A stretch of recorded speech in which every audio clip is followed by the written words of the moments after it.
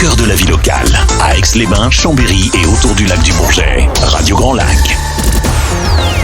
Rapprocher le monde des adultes et celui de la jeunesse pour n'en faire qu'une seule galaxie, c'est Place au possible avec Camille et Julie sur Radio Grand Lac. Et on remercie Maxime pour ce merveilleux programme TV. Je crois que Camille, elle a bien aimé Esprit criminel, c'est ça? Effectivement, T'as je pense validé que ce soir, je suis devant la télé. T'as coché la case. Et bonjour à tous, vous êtes dans l'émission de Place au possible sur Radio Grand Lac 92.1 FM. Et on est dans l'émission qui rapproche le monde des adultes et de la jeunesse pour n'en faire plus qu'une seule galaxie. Et aujourd'hui, pour notre première émission de l'année avec Camille. Bonjour à tous. Effectivement, on a encore le temps de souhaiter la bonne année. C'est notre première petite émission de 2025. Exactement. Et on fait une émission spéciale parce qu'on est que toutes les deux. Pour changer. On n'a pas d'invité. Non, on n'a personne, mais c'est pas bien grave. On va devoir supporter. Mais Merci, c'est sympa. Non, on a un super sujet. C'est vrai que c'était intéressant. Et enfin, on va pouvoir parler surtout d'orientation scolaire et de Parcoursup surtout. Le mot qui fait un peu peur ces temps-ci. Plus aux parents qu'aux enfants. Ça c'est clair. Les parents, oui. Les enfants, moi, les ados sont quand même un peu en stress. Hein. Ça dépend desquels. Il y en a qui sont plus stressés que d'autres. Talent. Exactement. Donc aujourd'hui, je vais surtout te poser des questions à toi, parce que tu es experte dans tout ce qui est orientation scolaire, parcours stratégique, académique. Mais non, on va essayer vraiment de répondre aux questions que les parents peuvent se poser. Sur l'orientation en général, mais surtout sur Parcoursup, parce qu'on a quand même des questions qui reviennent assez fréquemment, et on voulait justement faire une émission spéciale là-dessus pour pouvoir donner un peu des clés à tous les auditeurs qui nous écoutent, aux parents, aux élèves, et on a recensé en fait une bonne vingtaine de questions qui reviennent toujours. Ouais, c'est vrai que nous, on a surtout beaucoup l'occasion d'accompagner les jeunes dans notre structure, donc MAP 73, qui accompagne les élèves dans leur parcours d'orientation, que ce soit de la 3e à la terminale. Oui. Et c'est vrai qu'on a quand même pas mal d'interrogations. Actuellement, on a des élèves qui arrivent complètement stressés à l'approche de cette sélection de Parcoursup, mais c'est surtout aussi comment le remplir, et les parents derrière qui sont démunis, parce que généralement à 17 ans on laisse un peu d'autonomie aux ados, mais on les guette quand même un peu de près, quoi. On les suit, on les suit bien même, on les couvre peut-être un peu trop, mais des fois ils en ont besoin. On verra. Oui, on verra quand les nôtres y seront, tout à fait. On peut juste redire quelques mots sur ce qu'on fait pour remettre le contexte. On a une société qui s'appelle MAP 73, qui accompagne les jeunes dans leur orientation scolaire. On accompagne, ce que tu disais, des jeunes de la 3e jusqu'à la terminale. Et on est toutes les deux en charge de leur suivi. Moi, plus sur une partie test de personnalité pour qu'ils apprennent à se connaître, parce que c'est ce qu'on dit à chaque fois, c'est que déjà pour trouver ce qui nous anime et ce qu'on a envie de faire, il faut quand même passer par la connaissance de soi. Ouais, et surtout que plus on anticipe, mieux c'est. Ça, c'est clair. Exactement. Et toi, sur la partie académique, un peu plus scolaire. Donc tu prends en considération les tests de personnalité qui ont été effectués, mais aussi les notes, les appréciations, la réalité du terrain, ce qu'on dit à chaque fois. Et de tout ça, on préconise des parcours. On travaille aussi avec les étudiants, surtout les étudiants, pas vraiment les parents, mais c'est eux qui nous disent si ce que tu leur proposes leur parle ou non. Donc on fait de l'accompagnement sur mesure. Voilà. Le but, c'est surtout de dédramatiser cette phase d'orientation. Alors c'est vrai qu'effectivement, on a des choix à faire assez tôt, mais on a souvent une pression face à ces choix. On se pose souvent la question, est-ce qu'on a pris les bonnes spécialités? Est-ce qu'on a pris la bonne filière? Est-ce qu'on n'a pas fait une erreur? Alors on rappelle souvent aux élèves, aux ados, on ne joue pas effectivement sa vie à 17 ans, à 16 ans ou à 15 ans, on la construit et on acquiert effectivement des compétences. Donc on a le temps, on prendra peut-être des voies un petit peu plus sinueuses, un petit peu plus longues, mais on arrivera à nos fins si on a vraiment envie d'y arriver. Donc oui, effectivement, on va dédramatiser cette phase d'orientation. Ça, c'est essentiel et il faut le redire. Exactement. Quand même régulièrement. Tout à fait. On joue pas notre vie à 17 ans, comme tu dis. Est-ce que tu peux nous parler déjà, pour commencer un petit peu plus, de Parcoursup? C'est quoi les étapes de Parcoursup? Alors déjà, pour ceux qui ne connaissent pas du tout Parcoursup, parce que c'est vrai qu'on n'a pas forcément tous les auditeurs qui ont des enfants de 17 ans. De 17 ans. Le Parcoursup, c'est une plateforme surtout qui a été mise en place pour pouvoir postuler dans l'enseignement supérieur. Donc c'est vrai que lorsqu'on entend ce mot Parcoursup, on a l'impression qu'on rentre dans les ténèbres, qu'on rentre dans un système horrible. On a le stress depuis la seconde, on entend parler de ce mot. Mais non, effectivement, Parcoursup, donc c'est une plateforme surtout d'information. Ça, faut pas l'oublier. C'est une plateforme qui recense énormément d'informations, énormément surtout de filières reconnues sur lesquelles on peut déjà se renseigner. Donc cette phase d'information, les élèves ont accès depuis la seconde, même n'importe quel type de personnes. On a un onglet avec les cartes de formation et toutes les formations possibles et inimaginables avec une petite fiche descriptive. Là, ce qui est essentiel, c'est surtout de se dire, aujourd'hui, on est rentré dans cette phase d'inscription. C'est-à-dire que on décompose ce calendrier de Parcoursup en dates. On a d'abord une première partie jusqu'au 15 janvier d'information. Okay. Où on regarde, on essaye de parcourir cette carte de formation, qui est d'ailleurs très bien faite. Après, on apprend la patience sur ce site, parce que c'est vrai qu'effectivement, il y a des temps de charge un petit peu longuets, mais il est quand même relativement bien fait. Et à partir du 15 janvier jusqu'au 13 mars, on a cette phase d'inscription où on complète les vœux. C'est jusqu'au 13 mars, puisque derrière, on a encore le temps de compléter notre dossier. Donc du 14 mars au 2 avril, où là, par contre, le 2 avril, on doit clôturer, valider. Ça, donc, c'est vraiment cette phase d'inscription. Jusqu'au 13 mars, tu peux t'inscrire. T'es pas obligé d'avoir ton dossier complet totalement, mais il faut être inscrit avant le 13. Alors, non, on s'inscrit. Certes, mais jusqu'au 13 mars, on met nos vœux. C'est-à-dire qu'on choisit nos vœux. Donc, faut choisir. À partir du 13 mars, on ne peut plus rajouter de vœux. Okay. Les vœux, on expliquera ce que c'est-à-dire des choix de filière, des choix d'école, des choix d'IUT, de BTS, d'école, de lycée, etc. Et à partir du 13 mars, on ne peut plus en rajouter. Ok. Donc, c'est optimiser surtout après les candidatures, les compléter. On expliquera un peu plus tard. Donc là, les candidatures sont à compléter jusqu'au 2 avril. Mais là, déjà, dans un premier temps, on choisit. On fait ses choix de vœux. Exactement. Et on s'inscrit comment sur Parcoursup ? Alors, on a des codes, on n'a pas de code. Alors, comment ça se passe ? La longueur administrative, c'est ce qu'on adore. C'est clair qu'il y a quand même une phase administrative qui est relativement rapide. Le but surtout, c'est d'avoir déjà dans un premier temps une adresse mail valide. Mais une adresse mail d'élève et pas de parents. C'est-à-dire que c'est l'élève, c'est l'enfant, c'est l'ado qui s'inscrit avec son adresse mail. Ça, c'est essentiel de le dire. J'ai souvent des élèves qui prennent l'adresse mail de maman. Non, ou papa. Mais l'adresse mail des parents, c'est bien après, j'expliquerai après. On a eu ça cette année. À 17 ans, on a son adresse mail. Mais c'est vrai que les parents mettent encore leur adresse mail. Ouais. Mais des fois, je ferais exactement pareil. Mais on en a plein. Et on se demande pourquoi les informations ne remontent pas. Oui. Non, mais avoir une adresse mail valide, son numéro INE. Donc les numéros INE, c'est un identifiant national d'élèves de 11 caractères. Alors, qui te le donne ? Qui te le donne ? Ce numéro. Qui te donne ce numéro ? On trouve ce numéro INE. INE, c'est-à-dire que l'élève a un identifiant depuis le début de sa scolarité, c'est-à-dire qu'on le retrouve surtout sur les bulletins trimestriels ou semestriels ou sur la plateforme Cyclades lorsque vous avez passé vos épreuves de français, les épreuves anticipées de français, vous avez reçu donc le résultat, le compte rendu des notes, et là vous avez donc sur cette plateforme Cyclades le numéro INE. C'est 11 caractères. Donc on a vraiment besoin de ce numéro pour commencer l'inscription.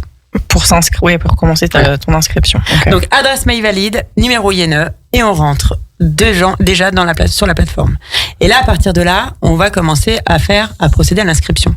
L'inscription, elle est relativement simple. Il y a juste déjà à regarder si toutes les informations informations qui ont été remontées par les établissements sont justes. Ouais. Donc les identifications, c'est-à-dire le nom, le prénom, déjà l'état civil, de bien regarder effectivement les si prénoms, c'est correct. si c'est correct. Les coordonnées aussi, faites attention, les coordonnées aussi. Pourquoi c'est important ? Car après, on verra par la suite que les coordonnées, lorsqu'on remplit notre adresse, on dépend d'une académie. Et souvent, on regarde aussi le choix des vœux par rapport à l'académie, c'est-à-dire si on est dans le secteur ou hors secteur. Donc c'est important de regarder surtout les coordonnées et voir si on a bien la bonne adresse par rapport à son académie. Par la suite, les représentants légaux. Donc là, c'est là où interviennent les parents, où on a l'adresse mail des parents et les parents reçoivent les informations de Parcoursup sur l'adresse mail en temps et en heure, notamment sur les vœux. Par la suite, l'acceptation des vœux où ils peuvent suivre à distance la réception. C'est envoyé sur les 2 boîtes mail de l'étudiant et des parents. Donc il y a un suivi. Il y a quand même un suivi sur l'adresse mail des parents. Donc ça, c'est aussi des choses à regarder. Okay. Après, on a d'autres onglets sur tout ce qui est information sur les bourses. Et là, j'invite les parents à aller aussi sur le simulateur des bourses pour voir, du Crous, pour voir si vous êtes bénéficiaire de bourse dans le supérieur. Donc, tout est indiqué également sur la plateforme. Et un onglet, souvent, on se pose aussi toujours, on est toujours sur les différents onglets, en fait, pour valider l'inscription. Donc, ça se suit comme une ligne. C'est relativement simple. À chaque fois, on clique, on tombe sur un autre onglet jusqu'à la finalisation de l'inscription. Là, on arrive sur le 7e onglet. Le 7e onglet, c'est tout ce qui est relatif aux besoins spécifiques. J'ai beaucoup de parents et d'étudiants qui m'appellent pour me dire, voilà, qu'est-ce que je mets ici sur ce besoin spécifique ? On a une sorte de petit questionnaire à remplir. Les besoins spécifiques, c'est surtout pour les élèves qui ont eu recours durant leur scolarité d'un plan d'accompagnement personnalisé pour un handicap ou un trouble de l'apprentissage, qui ont eu effectivement recours peut-être au CNED suite à des phobies scolaires ou un aménagement lié à des raisons médicales ou des ruptures où ils ont dû partir à l'étranger.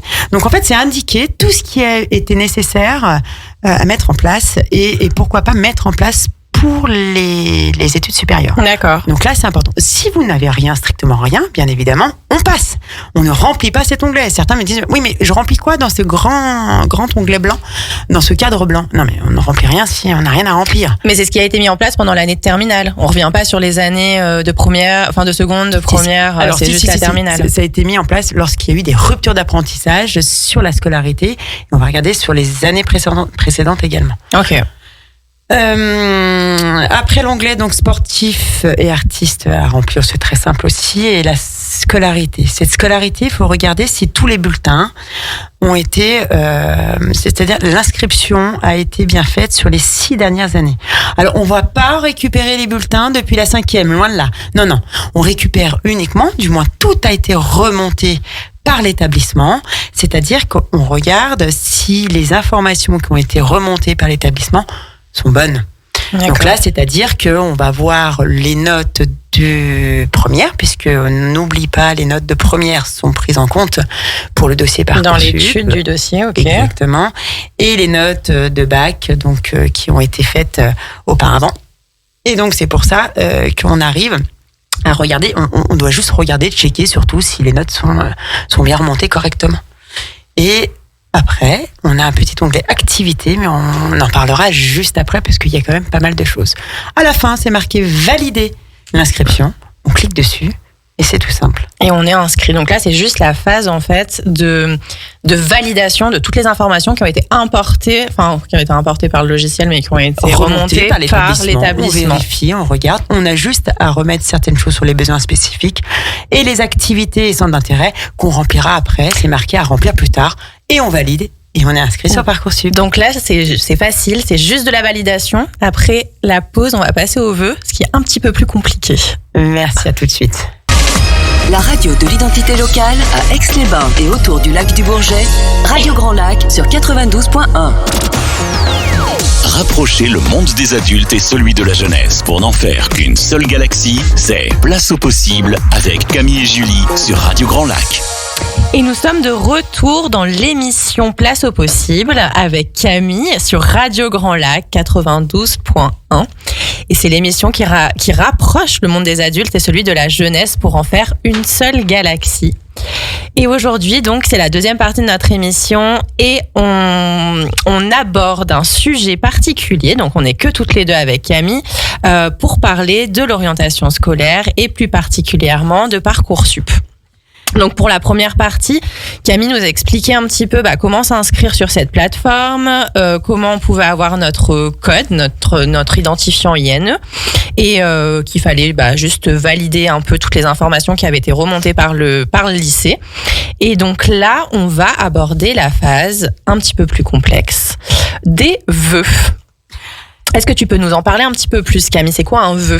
Alors, effectivement, un vœu, nous, on se les souhaite en début d'année, comme on a fait le Si c'était ceux-là, c'était comme ça. Ils seraient pas tous tenus, hein. Ça serait compliqué. Hein. Non, les vœux, c'est des choix d'études, excusez-moi. C'est des choix d'études. C'est-à-dire que on doit faire des vœux, c'est des choix de licence, de vœux, d'études surtout. C'est-à-dire, on va parcourir tout ce qui est possible par rapport à notre parcours et par rapport à ce qu'on souhaite faire. Donc, on a la possibilité de mettre 10 vœux. 10 vœux, c'est-à-dire c'est des vœux différents. Et on invite surtout les élèves à faire des choix variés. Alors, c'est pas une obligation d'absolument choisir 10 vœux, de choisir 10 écoles, du moins 10 filières et de se dire, voilà, on m'a dit de prendre 10 vœux, je prends les 10 vœux. Non. Nous, ce que l'on dit, c'est qu'effectivement, il faut optimiser le plus possible parce qu'on ne sait jamais. J'ai des élèves qui ont fait, par exemple, l'année dernière, que des vœux sélectifs. Un vœu non sélectif, et je vais expliquer ce que c'est après. Oui, j'allais dire, qu'est-ce que c'est sélectif? Mais ils se sont retrouvés et ils n'avaient pas fait assez de vœux. Donc le but, c'est d'optimiser pour se dire, voilà, même si effectivement je sais où je vais, je sais où l'année prochaine, je sais ce que je veux faire et je veux uniquement ici, on ne sait jamais. Ce qui peut se passer. Donc, c'est pour ça que j'invite les élèves, surtout, à faire ces 10 vœux. Du moins, le faire le plus de vœux possible. Mais intelligemment aussi, il ne faut pas faire 10 vœux pour faire 10 vœux. Bien sûr, il faut faire des vœux stratégiques et on va en parler. Dans ces 10 vœux, on parle de sous-vœux. Alors, on me dit, mais ça veut dire quoi les sous-vœux, etc. Les sous-vœux, c'est-à-dire qu'il y a des vœux à choix multiples. Je donne un exemple pour que ça soit plus clair. Je souhaite l'année prochaine aller dans un BUT. C'est-à-dire, c'est un diplôme, donc un bachelor d'université technologique, et je souhaite aller en technique de commercialisation. Ce BUT est proposé sur Chambéry. Donc, je choisis l'IUT de Chambéry. Je coche, donc je choisis mon vœu, BUT technique de commercialisation à Chambéry. Ça, c'est mon premier vœu. Certes, mais après, pour optimiser, parce que c'est, on va dire, une sélection, c'est une filière sélective, c'est-à-dire qu'il y a des places limitées. On ne sait jamais. Mon dossier ne passe pas ou il y a énormément de demandes et du coup, il y a une sélection par rapport à des critères, on verra après. Je me retrouve, donc, j'ai choisi que le BUT technique de commercialisation à Chambéry, mais ma place est vite réduite. Donc, du coup, mes chances sont vite réduites. Donc, du coup, qu'est-ce qu'il faut faire? Il faut aller élargir le BUT, du moins sur la carte de France. Sur la zone. On vous demande pas non plus de faire tous les BUT de France technique de commercialisation, bien évidemment. Là, ce qu'il faut faire, c'est qu'on va essayer d'aller chercher un autre BUT technique de commercialisation dans un autre secteur. Et là, ça rentre dans le sous-vœu. D'accord. C'est-à-dire qu'on reste toujours dans le vœu principal qui est le BUT technique de commercialisation, mais en dessous, je vais avoir le BUT, donc à l'IUT de Chambéry, à l'IUT de Grenoble, à l'IUT de Lyon, et donc du coup ça me fait des sous-vœux. Attention, on a un choix limité à 20 sous-vœux. C'est déjà donc pas mal. C'est pour ça. Alors c'est pas mal certes, mais il faut effectivement être assez stratégique. Donc un vœu c'est une filière, et les sous-vœux, il y a des choix multiples. Donc du coup, on peut, on va dire, regrouper. Par zone. Donc, par exemple, un même BUT ne te comptera pas 2 vœux. Ça va être un vœu que tu peux après, où tu peux mettre des sous-vœux sur des zones différentes, géographiques différentes. Exactement. Donc, ça, c'est par rapport aux vœux. Après, lorsqu'on parle de vœux. On a après des choses où on a des licences. On peut dire, voilà, moi je vais prendre une licence de droit, ça va me faire un vœu. Et je vais prendre toutes les licences de droit possibles et inimaginables. Attention, il y a des licences où il y a des licences de droit, mais bidisciplinaires, c'est-à-dire avec une autre discipline, et pas un double diplôme. Bidisciplinaire, c'est-à-dire qu'il y a 2 disciplines. On a la majeure, c'est-à-dire la discipline majeure, c'est le droit, mais on a une discipline mineure, par exemple, sciences politiques. Ça ne rentre pas dans le même vœu que la licence de droit pure et dure. Ouais. Donc ça compte pour un autre vœu. Okay. Et pourtant, c'est une licence de droit. Mais ce n'est pas le même type de licence. Ouais, il faut que ça soit exactement la même formation. Okay. Voilà. Donc voilà ce qu'il en est des vœux et des sous-vœux. Donc 10 vœux au total avec 20 sous-vœux. Exactement. Et quand tu disais tout à l'heure que les parents, que certains jeunes, voilà, exactement, remplissent en fait avec des vœux sélectifs. Ça veut dire quoi, sélectif ? Alors, il y a des formations dites sélectives. C'est des formations où il y a un nombre de places réduit, donc précis. Et il y a donc, comme le nom l'indique, une sélection qui se fait. Les sélections, alors comment on le voit ça ? On le voit lorsque vous allez donc sur la filière, l'étude que vous souhaitez. Je rentre par exemple dans le BUT Gestion des entreprises et des administrations, le BUT GEA. Je clique sur ce vœu et on regarde. On rentre donc sur une fiche et là, sur cette fiche, tout en haut, c'est marqué formation sélective. Donc il y a des chances de ne pas être prise par rapport aux critères d'évaluation. On verra après les types de critères qu'on peut avoir. Mais ça, c'est une formation sélective. D'autres formations sont dites non sélectives. Ce sont des formations, par exemple, universitaires, des licences, où il n'y a pas de sélection. Alors, attention, lorsque je dis qu'il n'y a pas de sélection, c'est-à-dire qu'il y a quand même des critères pour pouvoir y intégrer. Une personne qui veut, par exemple, faire de la biologie et qui n'a fait que de l'art plastique ou de l'histoire-géographie, ça va être un petit peu plus compliqué d'y rentrer. Donc, lorsqu'on dit sélectif, c'est qu'il y a des critères précis puisqu'il y a un nombre de places limitées. Ouais. Et une formation non sélective, là, on va avoir des critères toujours par rapport à la formation, mais c'est non sélectif puisqu'il y a... c'est un peu plus ouvert. Voilà. Tu peux avoir... Exactement. Il y a plus d'inscriptions qui est possible. C'est pour ça que j'invite les parents, mais surtout l'étudiant, parce que ça le concerne, de choisir des vœux sélectifs, des formations sélectives, et de prévoir toujours des formations non sélectives. On ne sait jamais. Alors, je ne sois pas le malheur, mais mieux vaut avoir un plan A, oui, ça te laisse une porte ouverte. Un plan B, et un plan C. Ça laisse des portes ouvertes. Ok. Et très bien pour ces vœux, ces sous-vœux qui donc on le rappelle par rapport aux dates. Donc tu nous as dit c'était dernier jour cette année, ça sera le 13 mars. Le 13 mars, c'est lorsqu'on sélectionne les vœux. D'accord. Donc, le 14, on peut pas rajouter un vœu. C'est plus possible. On ne peut plus rajouter de vœux. Le 14 mars, on ne peut plus rajouter. C'est pour ça que il ne faut pas, se dire ouais, je vais pas le rajouter celui-là, je sais pas. Non, on n'hésite pas, on le met. Si on a encore la possibilité de ne mettre ce vœu, on ne réfléchit pas, mais puisque c'est pas tout de suite le choix se fera après. Là, pour le moment, on se dit j'ai encore des vœux, j'hésite entre ça et ça, je ne sais pas si c'est une bonne idée, mais si, on le met quand même. Voilà, parce que du coup, au moins, on ne sait jamais, on n'a pas de regret à savoir, à partir du 14 mars, de se dire, ah mince, j'aurais dû le mettre, si j'avais su, avec les si, effectivement, oui. Autant le mettre, et on verra après. Donc une fois qu'on a sélectionné nos vœux, c'est pas fini, hein. C'est pas en sélectionnant les vœux que la phase Parcoursup se finit. Il faut donc les remplir, c'est ça ? Effectivement. Je voulais juste revenir un peu sur le côté sélectif et j'ai oublié de vous dire, on a aussi un taux que l'on retrouve, le taux d'accès. C'est-à-dire, c'est un petit pourcentage où on regarde. Il y a des fois, lorsqu'on clique dessus sur une filière, on a plusieurs onglets et on regarde consulter les modalités de candidature déjà pour voir déjà les critères et les modalités de candidature. Il y a plein d'onglets. L'admission. Effectivement. On va essayer de comprendre déjà les critères d'analyse pour pouvoir optimiser nos vœux, c'est-à-dire voir comment on sélectionne les candidatures. Ça, on viendra après, je vous expliquerai vraiment les critères. Mais moi, je voulais revenir sur le taux d'accès, ce petit pourcentage, c'est-à-dire de voir à peu près si c'est accessible. Le taux d'accès, c'est la proportion de lycéens qui ont pu recevoir une proposition d'admission. Plus le taux d'accès est bas, C'est-à-dire, je regarde une licence de droit dans une université très prisée, je vais peut-être avoir un taux de 4% ou 5%. Et là, on se dit, là, c'est très sélectif. Puisque le taux, la proportion de lycéens qui ont pu recevoir une proposition d'admission par rapport au nombre de candidats qui ont choisi ce vœu est très faible. Donc, il faut regarder, c'est comme ça qu'on voit aussi s'il y a une sélection et si c'est accessible.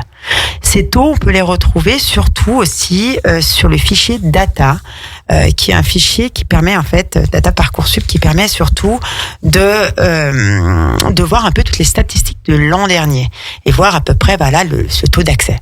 Donc ça, c'est important aussi. C'est Open Data, hein, c'est ça, on en reparlera peut-être un petit peu plus bas, mais ouais, c'est un site qui nous permet de justement voir, en fait, il n'y a pas que les taux. Il y a aussi, il y a surtout les taux de l'année dernière.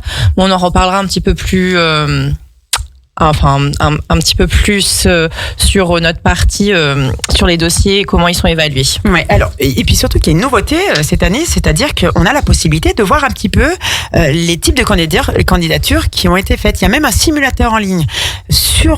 Je clique par exemple je prends une licence de biologie. Je clique sur un des onglets pour voir effectivement visualiser les chiffres d'accès à la formation.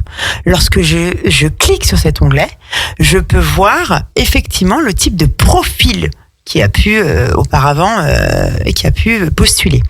On va regarder le nombre de candidats l'année dernière, le nombre de candidats qui ont pu recevoir une proposition d'admission et surtout les candidats qui ont été choisis, qui ont choisi après ces admissions, qui ont choisi d'intégrer cette formation. Alors, il y a des fois, on regarde, il y a des taux qui sont énormes. On se dit, il y a des candidatures énormes. Oh là là, il y a 4792 personnes. On en a que 700 qui ont reçu une proposition d'admission et il y a 139 postes. Alors là, on comprend pas. On se dit, mais attendez, il y a 1000 personnes qui ont reçu, par exemple, à peu près une proposition d'admission. Mais derrière, il y a que 119 places, quoi. Voilà. Il ne faut pas oublier que les gens qui ont reçu une proposition d'admission, c'est tous les gens qui ont choisi ce vœu, mais qui ont choisi ce vœu parmi 10 vœux. Donc ça se trouve, c'est le vœu numéro 3 d'une personne qui a choisi effectivement une autre filière. Donc il va laisser sa place. D'où le fait, à la fin, on n'aura que 139 personnes. C'est pour ça qu'ils répondent à 1000 personnes pour justement pouvoir en avoir 139 à la fin. Exactement. Ok. Merci pour toutes ces informations. Alors, petite question, justement un peu stratégique. Est-ce qu'on peut optimiser ses chances d'admission ? On connaît les taux, on a toutes les informations, on est allé sur Open Data, on sait quelle filière on veut prendre, on a fait nos choix. Est-ce que, alors, nos notes sont faites, nos appréciations sont faites, mais est-ce qu'on peut quand même optimiser nos chances d'être admis ? Alors, optimiser, oui, on peut toujours optimiser puisque, et on en reparlera surtout sur cette troisième partie, c'est comment on remplit correctement vraiment son dossier de candidature. Ouais. Mais optimiser, je vous dirais, lorsque les notes ont été faites, c'est une chose, il y a des critères, il y a des notes. Tu peux nous rappeler justement les éléments importants qui vont être pris en compte. Donc, il y a les notes. Alors, on peut avoir les notes, on peut avoir effectivement... appréciation aussi, c'est regardé par les examinateurs. Alors, on a une fiche qui est dite la fiche à venir. C'est une fiche qui est complétée lors du conseil de classe pour voir effectivement les méthodes de travail, le savoir-être des élèves. Savoir à peu près si effectivement ils ont plus ou moins le profil pour pouvoir après à l'université, est-ce qu'ils sont autonomes, est-ce qu'ils ont une méthodologie efficace. Et en fait, on a donc dans cette fiche, sur cette fiche à venir, des professeurs lors du conseil de classe qui ont rempli certains critères pour voir si le vœu que l'élève a choisi est cohérent par rapport à son profil. Donc ça, c'est étudié effectivement lors de l'étude de la candidature. Donc première chose, les résultats scolaires. Cette fiche à venir, mais également aussi, surtout, la motivation. On en parlera aussi sur la troisième partie. La motivation, c'est que pour chaque vœu, on doit formuler un projet de formation motivé, une sorte de lettre de motivation. Et aujourd'hui, on a souvent tendance à faire des lettres de motivation via des intelligences artificielles. Elles sont très très bien faites, effectivement, mais il manque d'authenticité et de personnalisation. Et ça, c'est important et franchement, il faut vraiment travailler là-dessus. Il y a ça et aussi, surtout, aller aux portes ouvertes. allez vous renseigner, allez prendre des noms, discuter avec des personnes qui font partie de cette formation pour déjà échanger et montrer surtout votre motivation et votre investissement. Et ça optimise les chances, bien évidemment. On parlera vraiment par la suite sur la troisième partie comment on complète certains onglets clés et surtout la suite de Parcoursup. Étape par étape. Et ben on marque une petite pause et puis on revient pour la dernière partie de notre sujet. C'est un peu dense. Orientation. C'est vrai que ça fait beaucoup de choses. Ça fait beaucoup de choses, mais c'est relativement, on va dire, c'est quand même bien accompagné, bien structuré. Il y a les professeurs principaux qui accompagnent aussi, les parents se renseignent également, l'élève se renseigne, donc ça se fait quand même instinctivement. Vous êtes sur Radio Grand Lac, la radio pour tous. Rapprochez le monde des adultes et celui de la jeunesse pour n'en faire qu'une seule galaxie. C'est Place au possible avec Camille et Julie sur Radio Grand Lac. Et nous sommes de retour dans l'émission Place au possible pour la dernière partie, accompagnée de mon invité Camille. Et quel invité, je te dirais. Merci Julie en tout cas. Je sais pas si je te réinviterai. J'ai l'impression que tu fatigues un peu là. Je fatigue. La prochaine fois, nous ferons une thématique sur les tests de personnalité et de compétences. Et Julie, tu parleras pendant 1 heure. Elle fatigue. Mais c'est pas grave, elle va. Elle a bu un verre d'eau. Et c'est reparti. Surtout pour Parcoursup. Exactement. Orientation. Donc, pour cette dernière partie, on va aborder le sujet final, c'est-à-dire on a expliqué comment s'inscrire, on a expliqué les vœux, combien de sous-vœux. La sélection, mais on n'a pas surtout expliqué aussi la phase où on doit valider le dossier. Là, jusqu'à maintenant, on a validé les vœux, donc nous sommes le 13 mars. Maintenant, du 13 mars au 2 avril, qu'est-ce que l'on fait ? Mais surtout après, du 2 avril jusqu'au 2 juin, et surtout jusqu'au 10 juillet, qu'est-ce qui se passe ? Elle est longue la période. Elle est longue. Alors je vais pas vous la faire tout en détail, ça c'est une certitude parce que sinon on sera encore là ce soir. On sera là encore ce soir, je pense qu'on tient l'antenne jusqu'à 20h30. Bon, moi je serai déjà partie, ça c'est une certitude. Julie, tu te débrouilleras. Je resterai bien sûr pour expliquer la suite. Donc là on est donc le 13 mars, on a validé nos vœux. Comme on a expliqué, on a optimisé tous nos chances en prenant des vœux sélectifs et non sélectifs. Donc du coup, nous sommes à partir du 14 mars jusqu'au 2 avril, nous avons la possibilité de finaliser le dossier Parcoursup. J'ai expliqué tout à l'heure, on a donc on doit pour chaque vœu remplir un projet de formation motivée que l'on doit réaliser, certes. Alors, on peut s'aider. Certains me disent, oui, mais moi, je mets de ChatGPT. Alors, pourquoi pas ? Oui, ça peut être un support. Mais ce n'est pas... c'est pas un copier-coller. On ne peut pas faire uniquement du copier-coller. Le but, pour optimiser, c'est ce qu'on disait précédemment, c'est d'intégrer des éléments personnels. Nous, derrière, parce que ce n'est pas la machine qui lit les lettres de motivation, ça, c'est un mythe, de dire que c'est la plateforme Parcoursup. Que c'est une intelligence artificielle qui valide, c'est pas vrai. Il y a bien des enseignants qui lisent les lettres de motivation, qui regardent les dossiers, effectivement, et derrière, on le voit tout de suite, si l'élève est motivé. On voit derrière qu'il s'est investi, que dans sa lettre de motivation, il s'est déjà renseigné sur l'établissement dans lequel il souhaite intégrer. Il est allé aux portes ouvertes, il a déjà échangé avec des étudiants. Ça, c'est important tout ça à mettre. Il a aussi effectivement pourquoi il choisit cette formation et pas une autre, parce que il a un projet et là, il faut expliquer ce projet, il faut expliquer effectivement qu'est-ce que cette formation va pouvoir apporter à l'élève dans son projet professionnel. Alors, oui, c'est vrai que certains sont encore dans le flou, ce qui est normal, mais qu'est-ce que cette filière va pouvoir derrière apporter à l'élève ? Ça, il faut vraiment expliquer dans le projet de formation motivée ce que la filière va apporter. Il faut vraiment sentir la motivation de l'élève, et comme dans un entretien de recrutement, etc. Mais après, c'est vrai que c'est important de dire qu'il y a vraiment des profs derrière qui sont là pour lire, et c'est eux qui valident, et c'est pas une intelligence artificielle qui fait le travail. C'est pour ça qu'on a quand même pas mal élèves qui demandent des fois, est-ce que vraiment le projet motivé, ça sert à quelque chose? Mais aujourd'hui, il faut dire que oui, ça sert. Et c'est ce que tu disais tout à l'heure, en plus d'aller aux portes ouvertes, de prendre des références, des noms de personnes, de faire voir qu'on a fait des démarches, qu'on s'est renseigné sur l'établissement, intéressé, qu'on s'est renseigné sur le métier, sur l'établissement, sur la filière, ça joue en notre faveur. Alors effectivement, quand on regarde les critères, ça peut être 10% du critère d'admission par rapport aux résultats scolaires qui peuvent être de 50, 60, 70%. Mais on a quand même un pourcentage qui permet peut-être de sélectionner telle candidature plutôt qu'une autre. Donc on met toutes les chances de son côté. Et ça, c'est l'une des choses qu'il faut remplir et prendre le temps de le remplir correctement. De personnaliser. C'est ça. Pas de faire quelque chose de généraliste sur une plateforme. Exactement. Et on évite de copier-coller. Pour chaque formation. Mais c'est pas si facile. C'est compliqué, c'est un vrai exercice de rédaction et ça prend du temps. Ouais. C'est ça. Après, on a un autre onglet, c'est un peu le CV.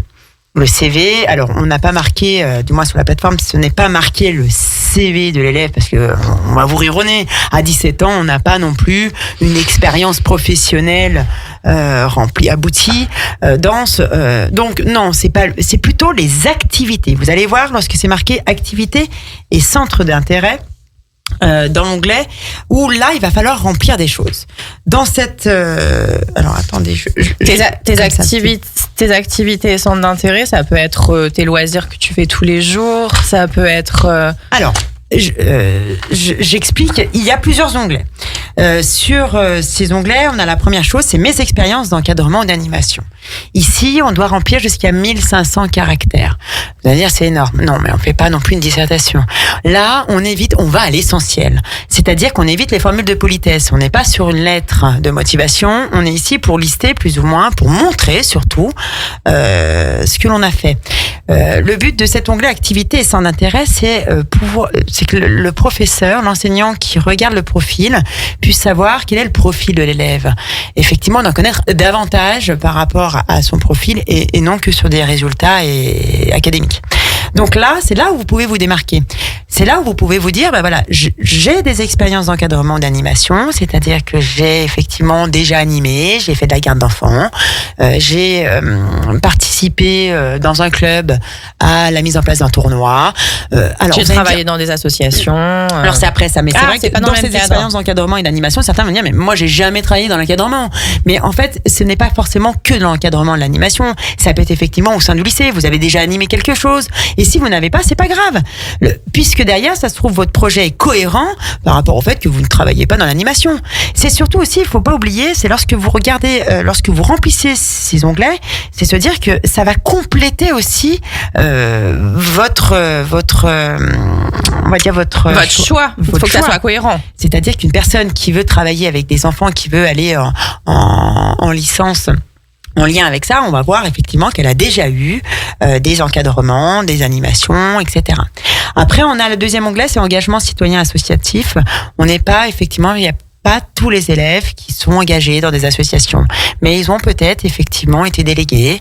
Ils ont effectivement aussi participé à des conférences qui ont développé leur engagement citoyen, leur esprit associatif. Ils ont participé à des collectes.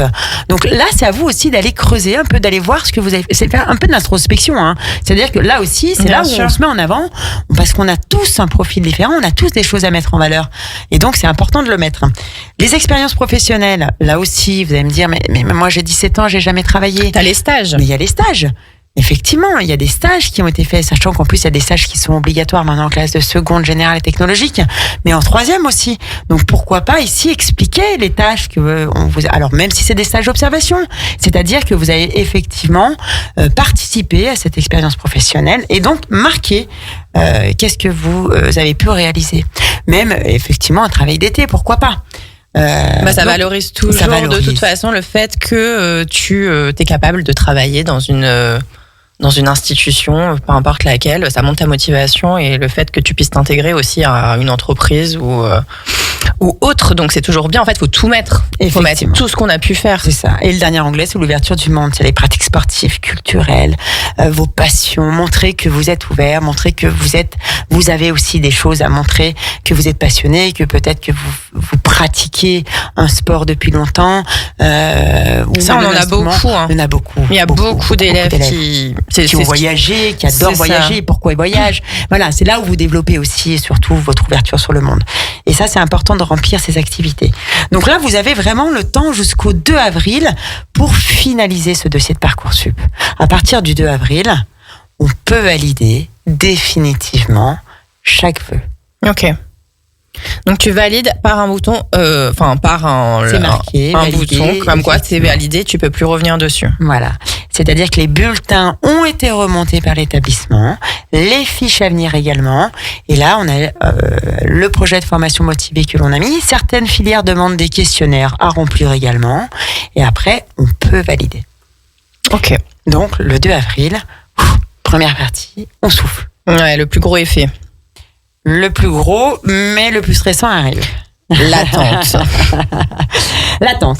Jusqu'au donc du lundi, donc j'ai même la date exacte. Pile poil, ouais. Donc non, le 2 juin.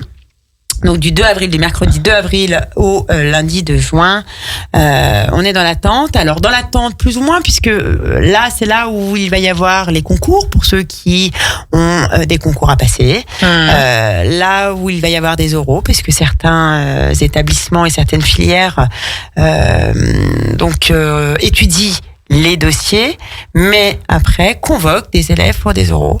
Donc là aussi, on a toute cette phase ici où on complète et on essaie de faire cette sélection. Donc jusqu'au 2 juin, il y a effectivement la sélection par les enseignants du supérieur des candidatures. Donc ça se passe comment? Donc on reçoit sur son Parcoursup une validation, un mail, alors il y a des mails, une notification. Il y a des notifications au fur et à mesure, effectivement, puisque on a renseigné l'adresse mail, le numéro de téléphone, et bien évidemment les élèves sont quand même beaucoup connectés sur Parcoursup à partir du 2 juin. C'est un peu l'attente qu'on avait à l'époque pour le bac, c'est-à-dire lorsqu'on ouvre les portes et on y va, on court pour voir si on a le bac. Aujourd'hui, j'ai envie de vous dire que là, c'est la première chose, on attend le 2 juin pour se dire, est-ce que j'ai été pris vraiment dans ma filière? Tu penses qu'on est plus stressé par Parcoursup que par le bac? Bien sûr. Aujourd'hui, bien sûr. Les élèves ont beaucoup de stress avec cette sélection. Et c'est vrai que le 2 juin, on a beaucoup de cris, de pleurs, de joie comme de déception. Mais attention, le 2 juin, rien n'est fait. C'est le début d'une phase d'attente. C'est-à-dire les premières validations. C'est les premières validations. J'ai des élèves qui arrivent qui me disent mais c'est pas possible. Je suis 5 millième sur la liste d'attente, je suis 2 millième, etc. Et se mettent à pleurer. Non mais attendez, on a le temps. C'est que le début. Donc, on n'a pas de... Mais parce que les 3 possibilités, donc en gros, t'es admis, t'es pas sur liste d'attente, hop, c'est oui. Fait, c'est oui. Après, liste d'attente.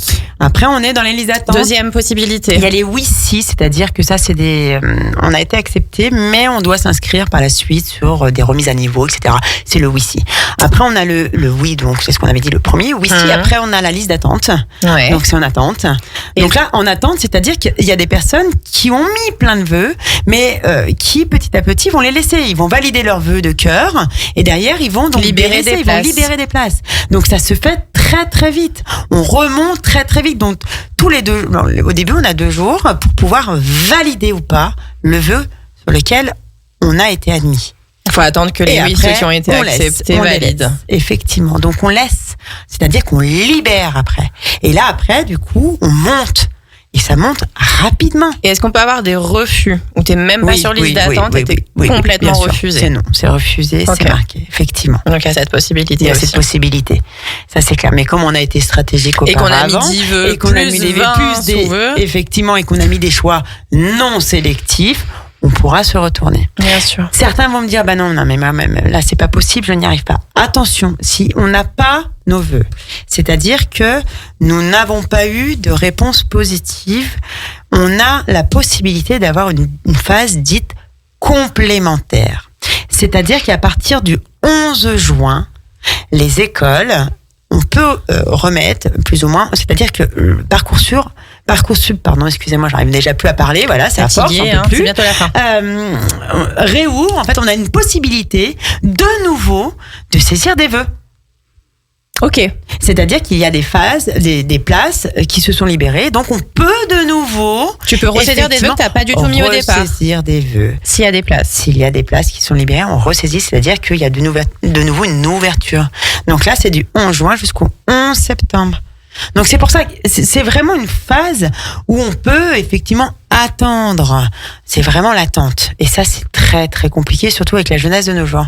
Ouais, donc c'est très compliqué de leur faire, surtout de leur dire, attendez, on se déstresse, ouais. On a le temps. Ça va se faire petit à petit. Il y a plein de solutions possibles. Il y a des solutions possibles. Mais c'est pas la majorité des cas de toute manière. Nous, les jeunes qu'on accompagne, la plupart, voilà, il y en a qui ont des vœux validés, d'autres qui ont été en liste d'attente, mais il n'y a jamais eu de cas compliqués où ils n'avaient aucun choix et où ils pouvaient rien faire du tout, quoi. Ouais, c'est ça, effectivement. Et alors, comment choisir parmi plusieurs propositions d'admission ? Alors ça, c'est aussi... Alors ça, c'est le meilleur des cas. C'est le meilleur des cas. On a fait des vœux, on en a plusieurs qui sont acceptés. Alors ça, c'est clair que c'est aussi le choix cornélien. C'est-à-dire que on se plaint lorsqu'on n'a plus rien, mais surtout, ça peut être très compliqué aussi lorsqu'on a tout. C'est vrai. Lorsqu'on a tout, c'est aussi très compliqué. On se retrouve à se dire, bah mince, je vais où là ? Parce que j'ai trop de choix. Donc, on revient sur effectivement les portes ouvertes où on se dit, bah voilà, on revient sur tout ce qu'on a vécu, tout ce qu'on a vu, et on se dit, bah voilà, j'ai le côté positif. On met sur papier le pour, le contre, comme toutes les décisions dans la vie. C'est vrai que c'est la bonne option, ça. Effectivement. Pour chaque décision dans sa vie, le plus, le moins, et on prend. Il y a le plus d'avantages. Et on en parle peut-être ou pas, mais on peut en parler. On peut, effectivement, il peut y avoir des doutes. Mais voilà, le choix déjà, le choix, c'est à faire de manière posée. On regarde et on choisit. C'est le plus dur. Pour finir, est-ce que tu peux nous dire comment les parents, en tant que parent, tu peux accompagner ton enfant dans ce processus au mieux ? C'est quoi, si tu avais 2-3 conseils à donner ? Alors, c'est vrai que c'est compliqué, surtout dans la période de stress pour les ados. Certains parents se retrouvent un peu démunis face à un ado qui est pris par le stress. Donc, la communication se ferme de plus en plus pour certains. Certains sont en colère, donc s'énervent. Donc, à chaque fois qu'on parle d'orientation avec son enfant, ça part dans les cris, dans les pleurs. Et puis surtout, je pense qu'il faut être à l'écoute. Ça, c'est une certitude. C'est les écouter. Entendre, parce que des fois, nous, on projette un peu. Mais on projette tout le temps, oui. Voilà. Moi, j'ai fait une fac de droit. Bah, mon fils, je sais qu'il est fait pour une fac de droit, alors que pas du tout. Ça se trouve. On projette beaucoup. On a peur aussi pour l'employabilité. C'est ça. Mais tout ce travail se fait, je vous dirais, en amont. On n'attend pas le 2 juin pour effectivement avoir ces discussions. C'est un travail qui se fait vraiment par anticipation. C'est un travail que l'on peut faire déjà bien avant. Déjà en seconde, en première, et après arriver en terminale de manière plus sereine. Et ça, lorsqu'on a des difficultés, on peut faire appel à des structures, comme par exemple MAPS 73. Tout à fait. Non, mais c'est vrai que on le voit vraiment. C'est le fait d'accompagner et des fois, en fin de compte, de délaisser un petit peu cette tâche. Alors, je dis entre guillemets ingrate, mais quand c'est nos enfants, on projette et puis on n'est pas impartial par rapport enfin voilà, on les connaît trop pour être détachés. Donc, des fois, de faire appel aussi à quelqu'un d'extérieur qui a un point de vue totalement neutre sur notre enfant, ça permet aussi de déstresser, de laisser cette partie-là qui est des fois pas très sympa, ce côté administratif, choix, optimisation, etc. Donc, voilà, des fois, de refiler un peu le bébé, c'est pas plus mal non plus. Mais quand on peut pas faire autrement, c'est ce que tu disais, c'est surtout en fait la dose de stress. Ça sert à rien de les stresser et de dramatiser, d'avoir peur. Je pense qu'il faut quand même. Et puis, on n'oublie pas, aujourd'hui, on peut se réorienter, on peut changer de voie. L'année prochaine, ils ont essayé de faire une année. On peut se réinscrire l'an prochain et avoir peut-être encore une année pour réfléchir. Bien sûr. Ce n'est pas bien grave. Une année dans une vie, ce n'est rien. Donc, c'est pas bien grave. On fait une année, on essaye, on réfléchit à nos choix et on se réinscrit l'année d'après. Effectivement, certains me disent ouais, mais si je me réinscris derrière, je passe après les autres. Pas du tout. Pas du tout. C'est-à-dire que vous êtes au même titre que les bacheliers. On a eu ce type de cas. On a eu effectivement, on a accompagné des élèves en réorientation et ils ont été acceptés dans leur vœu. Donc non, ça ne veut rien dire. Aujourd'hui, surtout, prenez le temps, dédramatisez, soyez confiants et ça, c'est essentiel. Et il y a toujours des solutions à tout. Et puis après, on peut aussi, même sans parler des structures hors parcours scolaire comme nous, enfin hors structure scolaire, on peut aller demander à son prof principal. On peut aller se référer à qui dans le lycée? Mais alors, au prof principal, ça c'est effectivement une première chose. Surtout qu'en plus, il y a plein d'actions qui sont mises en place dans les lycées, avec la possibilité de discuter avec des terminales, des élèves effectivement post-bac qui reviennent au lycée pour expliquer un peu leur parcours. Donc ça, c'est pas mal.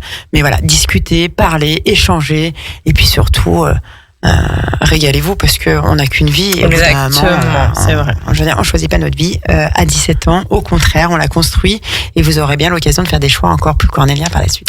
Eh ben merci Camille. Elle ne rend même plus l'antenne. Elle était fatiguée et en fin de compte, là elle est repartie pour 1 heure. Là, j'ai l'impression. c'est l'effet Radio Grand Lac, mais tout à fait. On est là, on se dit oulala, mais on est fatigué de notre journée et là on est reparti jusqu'à 18h. Je pense que Sandra, elle va pas rentrer tout de suite.